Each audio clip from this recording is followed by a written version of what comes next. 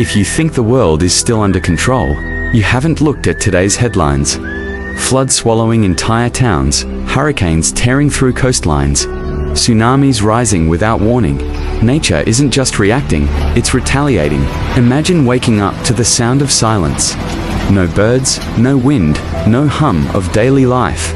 Just a strange, heavy stillness in the air. That's how it began, for millions. All across the globe, from the flooded villages of South Asia to the hurricane-lashed Gulf Coast of the United States, there were signs faint at first, then impossible to ignore. Rivers that once trickled peacefully now rage with a terrifying power. Coastlines that used to be tourist havens are now war zones against rising waves. People used to talk about once-in-a-lifetime storms. But what happens when the lifetime gets shorter, and the storms come every year?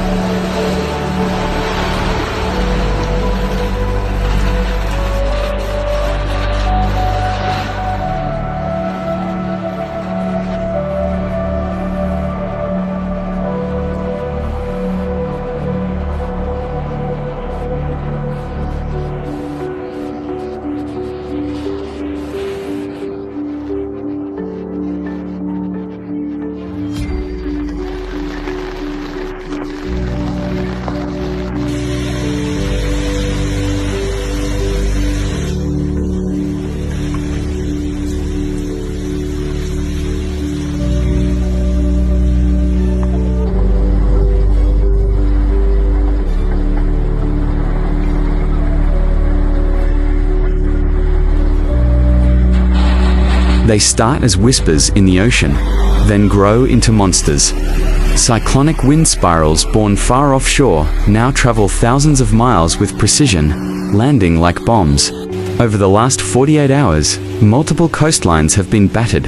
Entire communities from Florida to the Philippines have faced relentless wind. Roofs peeled off like paper, power grids annihilated, communications silenced.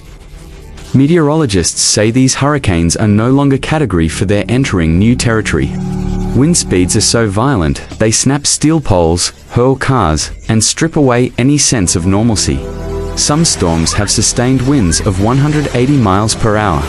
That's not nature anymore, that's warfare.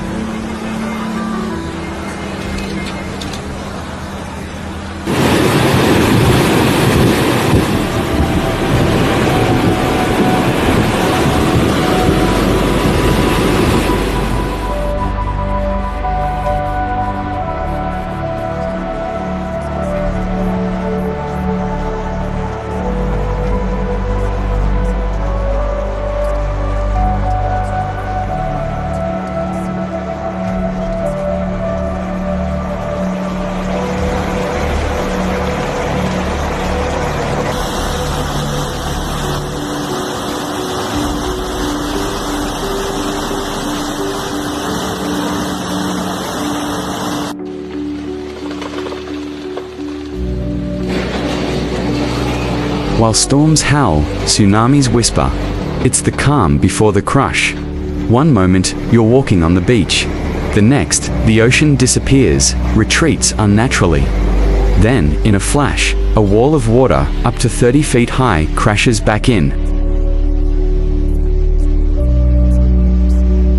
Today, coastlines across Southeast Asia, Chile, and even remote islands in the Pacific are under tsunami watches.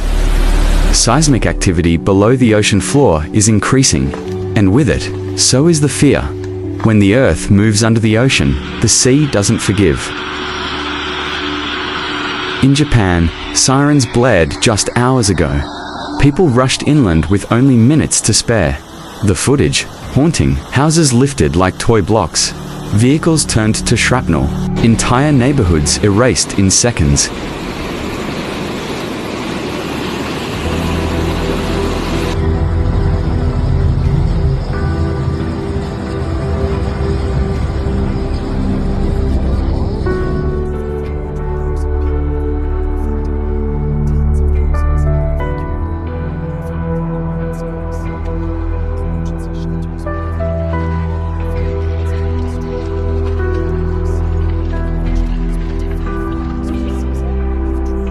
Flash floods are the most deceptive disasters. They don't scream like hurricanes or shake the earth like tsunamis. They creep in, slowly at first, then all at once.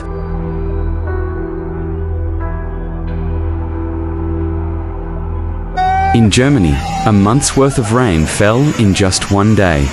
In Brazil, hillside neighborhoods crumbled under rushing waters.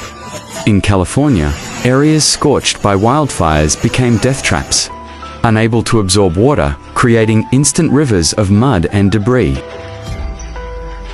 What makes flash floods deadly is their unpredictability. Water moves fast, up to 12 feet in minutes, and with enough force to lift trucks, destroy homes, and sweep away bridges. Families are being separated. Children go missing. Rescue teams are stretched to the breaking point. These aren't just natural disasters, they're humanitarian crises.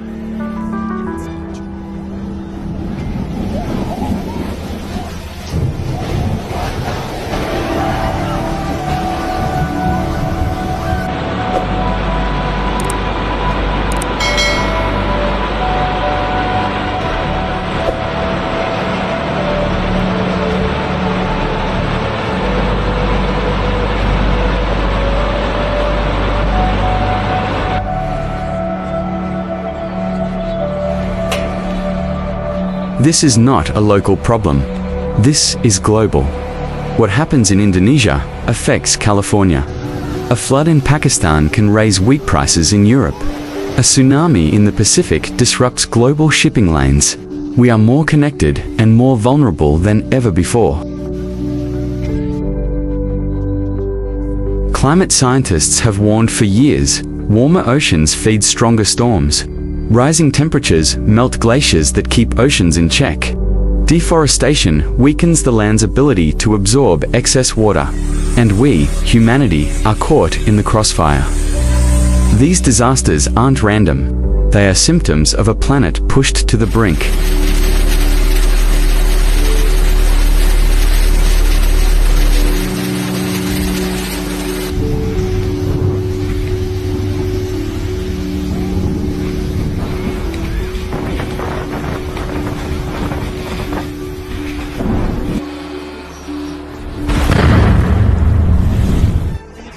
Let's not just talk numbers. Meet Carlos, a fisherman in the Gulf, who lost his entire fleet to a hurricane overnight.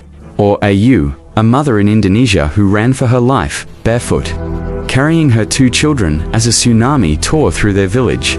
Or Jennifer, a nurse in Vermont who spent 48 hours straight helping flood victims, sleeping only in a stairwell.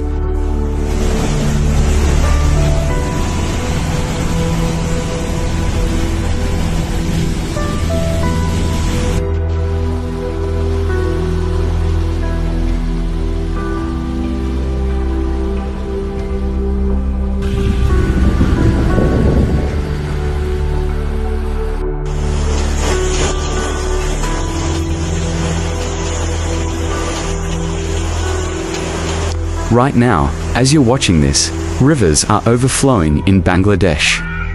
The southeastern US is bracing for another hurricane landfall.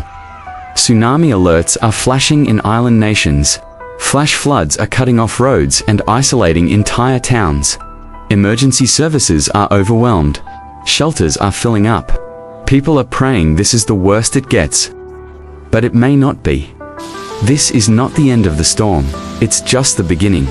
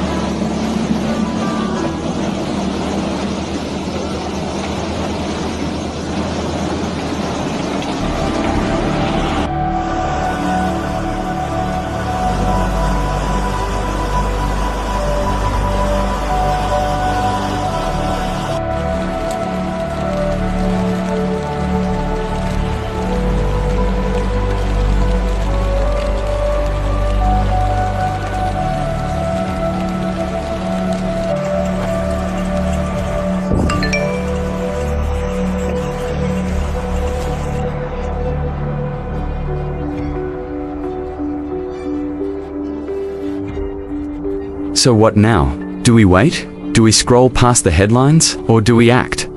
Preparedness isn't just for governments. It starts with us. Know your evacuation routes. Support relief organizations.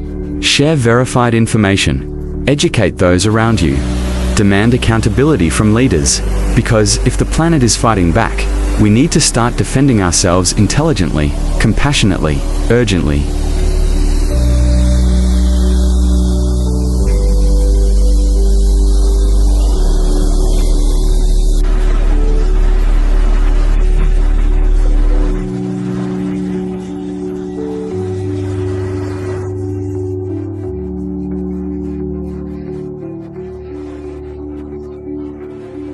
Nature is not the enemy, but nature is responding to our indifference.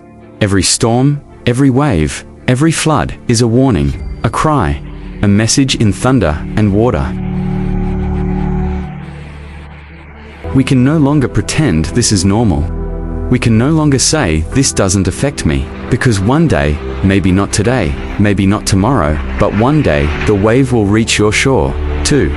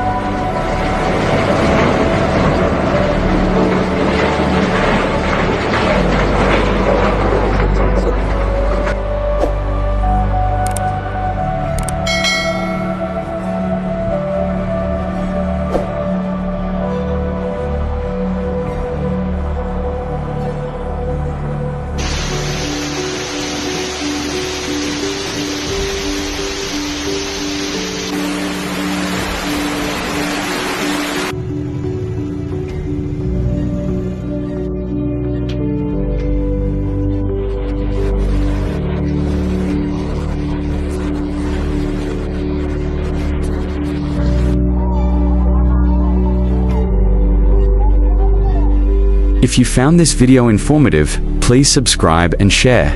Every view helps raise awareness. Every voice counts. And if you're watching from an affected area, stay strong. You're not alone.